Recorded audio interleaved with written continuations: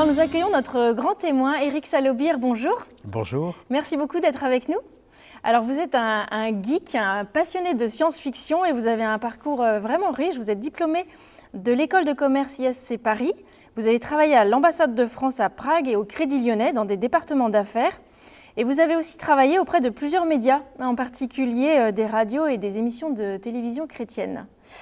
Vous avez rejoint l'ordre des prêcheurs dominicains en 2000 et vous êtes prêtre diplômé de théologie et de philosophie. Vous êtes le fondateur d'une ONG qui s'appelle Optique. Alors ça veut dire Ordre des prêcheurs pour la technologie, l'information et la communication. Alors pour expliquer à nos participants, c'est un think tank, un centre de recherche et d'action composé de chercheurs, d'entrepreneurs. C'est un réseau international qui souhaite placer l'humain au cœur des biotechnologies et qui s'efforce aussi de replacer ces technologies au cœur des débats de société. Et alors vous êtes aussi l'auteur d'un livre vraiment passionnant qui s'appelle Dieu et la Silicon Valley. Vous y parlez de beaucoup de choses, de cyberguerre, de robots killers, d'algorithmes, de surveillance. Enfin, on brasse un domaine vraiment extrêmement vaste. Et alors pour commencer, je voulais vous poser deux petites questions. La première, c'est quelle est l'intuition qui vous a poussé à fonder Optique ? Et donc vous êtes aussi un consulteur auprès du Saint-Siège. Et qu'est-ce que ça veut dire ?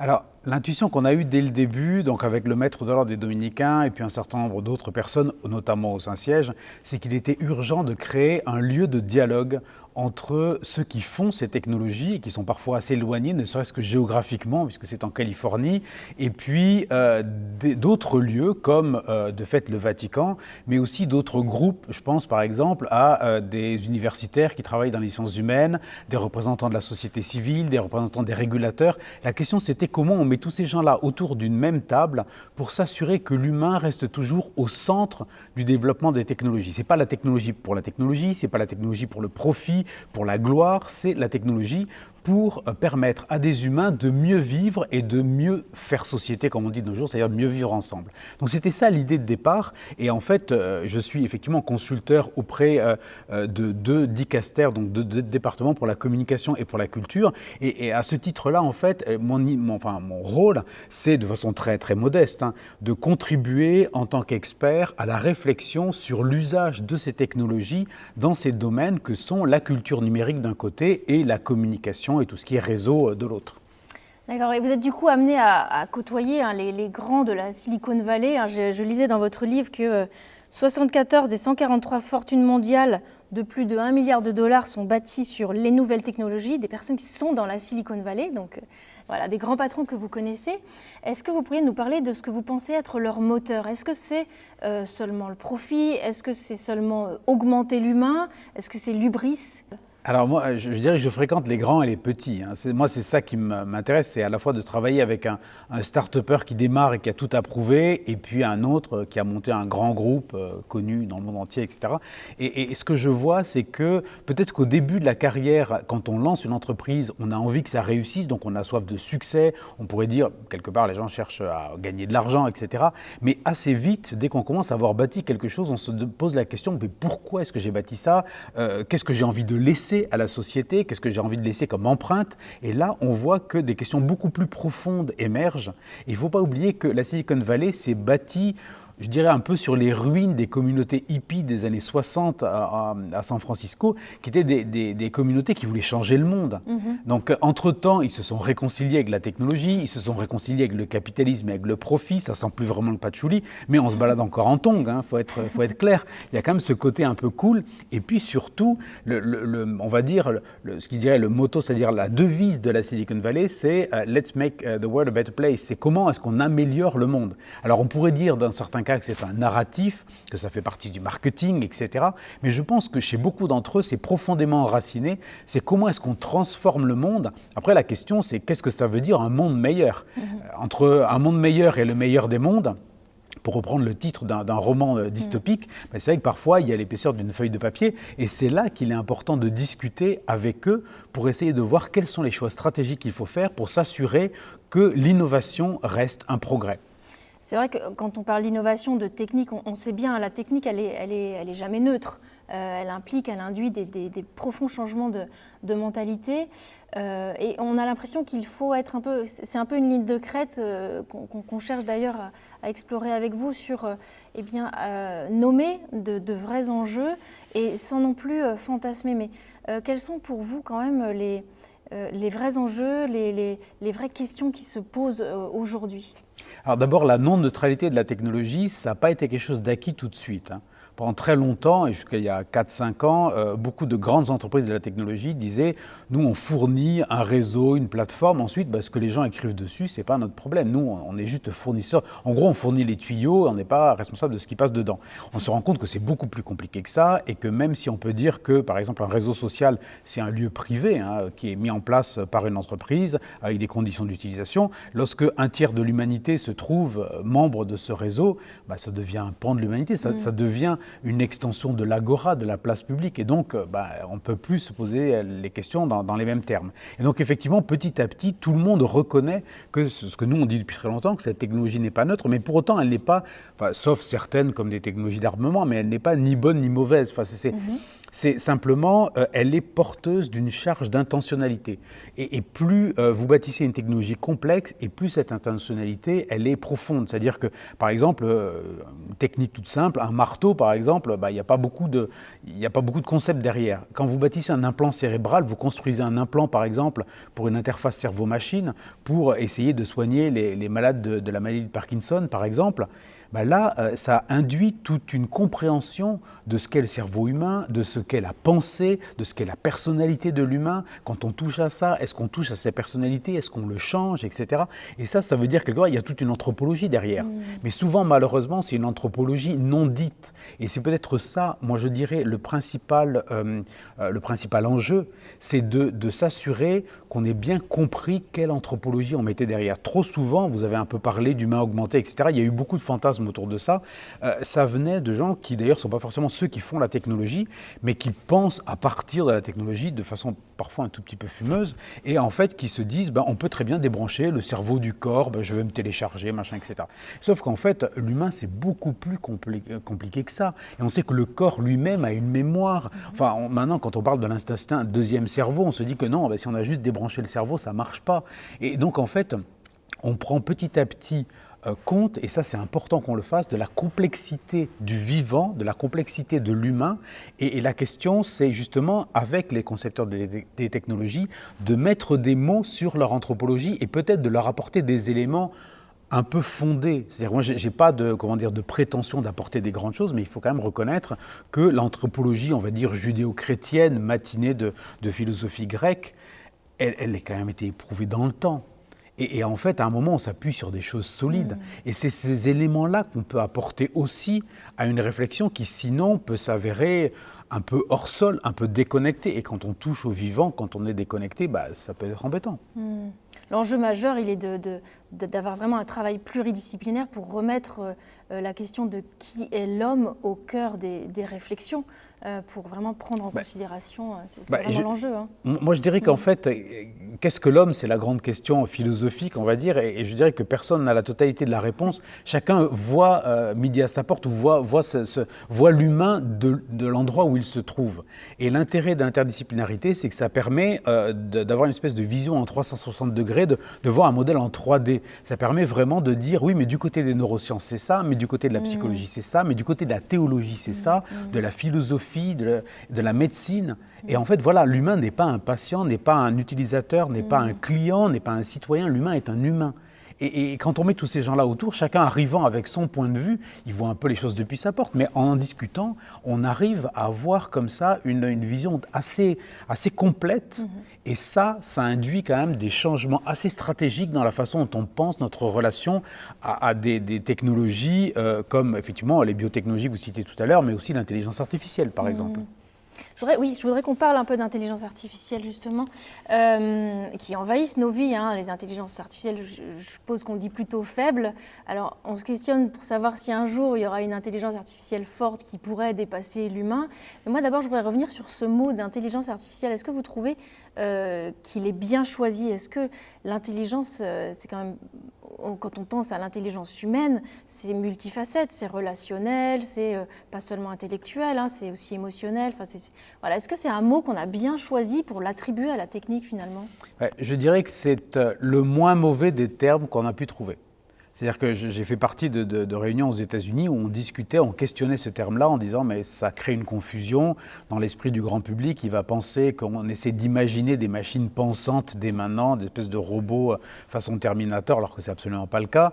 Mais en même temps, si on parle d'une machine, d'une technologie comme l'apprentissage machine, par exemple, le machine learning, c'est la technologie qui est en vogue en ce moment. Dans 5 ans, 10 ans, les choses auront évolué, d'autres technologies auront émergé, et donc en fait le vocabulaire sera plus adapté. Donc le seul moyen, c'est de prendre un vocabulaire large, et l'intelligence artificielle, c'est un peu comme un horizon de sens. Mais cet horizon, si vous marchez pour aller vers l'horizon, vous ne l'atteignez pas. Donc en fait, la question, effectivement, je pense que là, vous évoquez deux questions très intéressantes toutes les deux. À court terme, qu'est-ce que ça impacte dans nos vies? Et vous parliez d'invasion. Moi, je suis, un peu mesuré par rapport à ce terme-là, parce que justement, cette intelligence artificielle, elle facilite la vie de tellement de gens, elle aide à faire tellement de choses, qu'à un moment, il faut aussi voir tout ce que ça apporte de très positif, quand ça aide à diagnostiquer des cancers, quand ça aide, ne serait-ce que le GPS de votre voiture qui vous permet d'utiliser... non mais c'est des quantités de petites choses. Alors on peut dire oui, mais j'utilise le GPS, donc je perds le sens de l'orientation, c'est vrai, et c'est vrai que cette révolution, pour moi, n'est pas une révolution industrielle, contrairement à ce qu'on dit beaucoup, comme l'émergence, de l'électricité, la machine à vapeur, c'est plus une révolution cognitive, un peu comme l'invention de l'écriture, un peu comme le codex. C'est des choses qui ont changé notre rapport au sens et notre rapport au monde.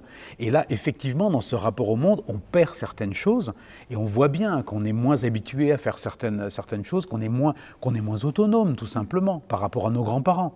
Mais en même temps, on fait des choses qu'ils n'auraient même pas imaginé pouvoir faire. Moi, je me souviens, peu de temps avant sa mort, j'ai eu le grand privilège d'avoir une très très belle conversation avec Michel Serres. Et en fait, je me souviens qu'il me rappelait que Socrate était contre la généralisation de l'écriture, parce qu'il disait que ça voulait dire qu'une pensée allait tomber entre les mains de gens à qui elle n'était pas destinée, qui allaient mal la comprendre. Ce serait un texte sans contexte.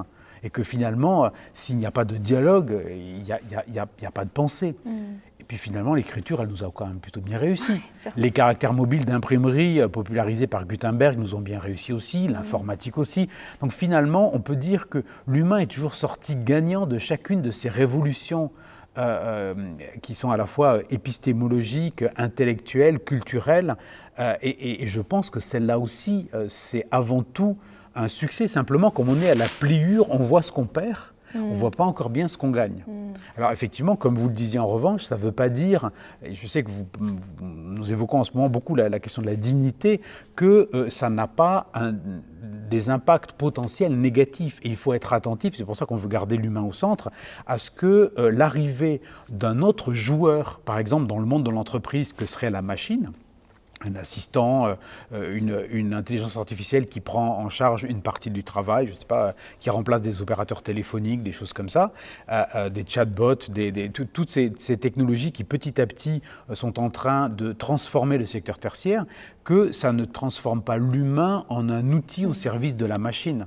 Le danger, ce serait effectivement de voir émerger une espèce de prolétariat numérique, on va dire, vous avez des machines qui travaillent pour vous, il y a des gens qui vont travailler pour des machines.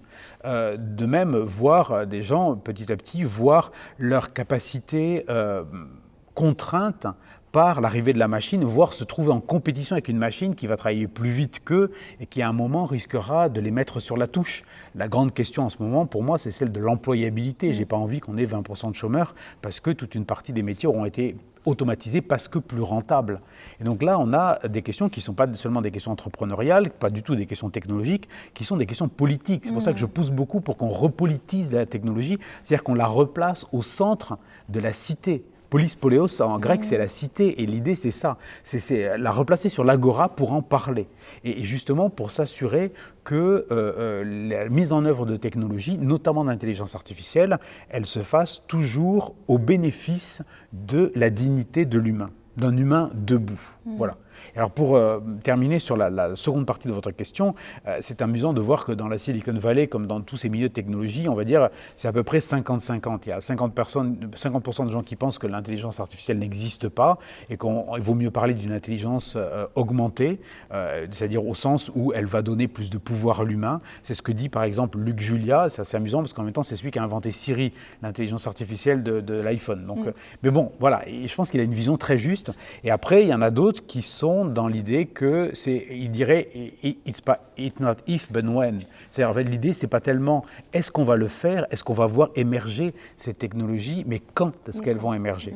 Et donc effectivement, moi de mon côté, je suis assez partagé sur la possibilité de voir émerger ce genre de technologie. La question que je vois, c'est que dans tous les cas, au moins il faut réfléchir à cette idée d'avoir une intelligence artificielle qui soit, on va dire, très puissante, qui pourrait penser avec tous les guillemets qu'il faut, on va dire, qui à un moment pourrait émerger. Et la question, c'est si on en est les créateurs, si elle est une créature, comment est-ce qu'on se comporte vis-à-vis d'elle ?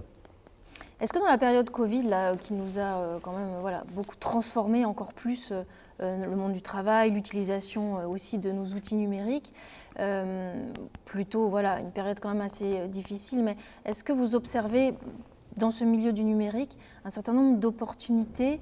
Qu'est-ce qui s'est transformé finalement là récemment, que vous avez pu observer de positif? Alors, la première chose, qui en l'occurrence n'est pas forcément positive, mais on s'est aperçu que malgré toute sa sophistication et son coût, la technologie ne nous a pas prémunis de la pandémie.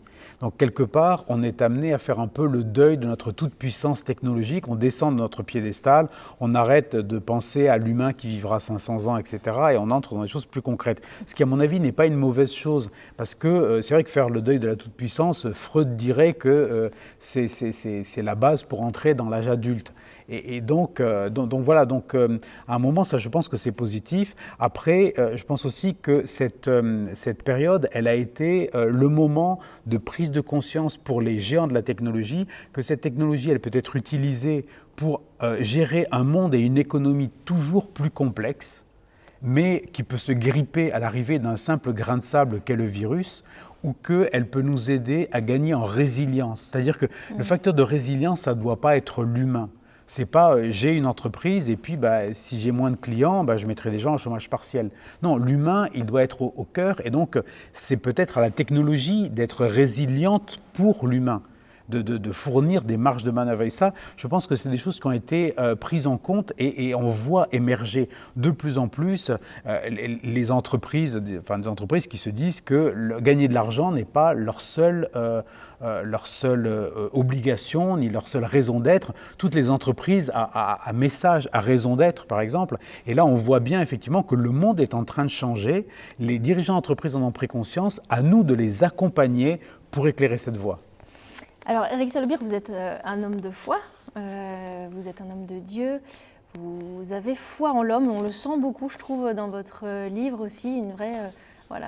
Je voudrais que vous puissiez nous partager pour terminer peut-être les signes d'espérance ou ce qui peut être des encouragements pour nos participants dans cette période qui est quand même pour beaucoup assez difficile.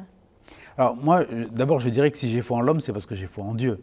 Et donc en fait, j'ai foi en un homme qui accepte d'être à l'image de Dieu. Et donc d'être créatif ou inventif à l'image d'un Dieu créateur. Et donc la question, c'est qu'est-ce qu'on fait de ce pouvoir ? Un grand pouvoir implique une grande responsabilité, comment est-ce qu'on s'en saisit ? Et moi, je dirais le message d'espérance que j'ai, c'est que je vois quand même de plus en plus dans le monde de la technologie des hommes et des femmes, notamment de la jeune génération, qui n'ont pas du tout envie de créer le énième gadget qu'on va voir dans tous les shows comme ça, tiens, la télé pliable, transparente, machin, etc. On s'en fiche un peu, mais qui vont vouloir vraiment que ce qu'ils vont bâtir soit vraiment, une aide, un soutien pour aider l'humain, humaniser l'humain. En fait, moi je crois qu'on est produit par nos propres produits. Et donc en fait, parce que tout simplement, en les utilisant, on est façonné par cette utilisation. Et donc je pense qu'en produisant une technologie plus humaine, à travers son usage, on peut s'humaniser. Et c'est vraiment quelque chose qui est en train de se mettre en œuvre, et on voit bien que de plus en plus, la numérisation galopante de notre économie, de notre société avec la pandémie, elle soulève des questions, et on voit que c'est une espèce de wake-up call. Les gens prennent conscience de ça. Ça, pour moi, à partir du moment où on a pris conscience qu'il fallait bouger, la moitié du chemin est fait. Merci. Merci beaucoup, Éric Salobin. Je vous remercie.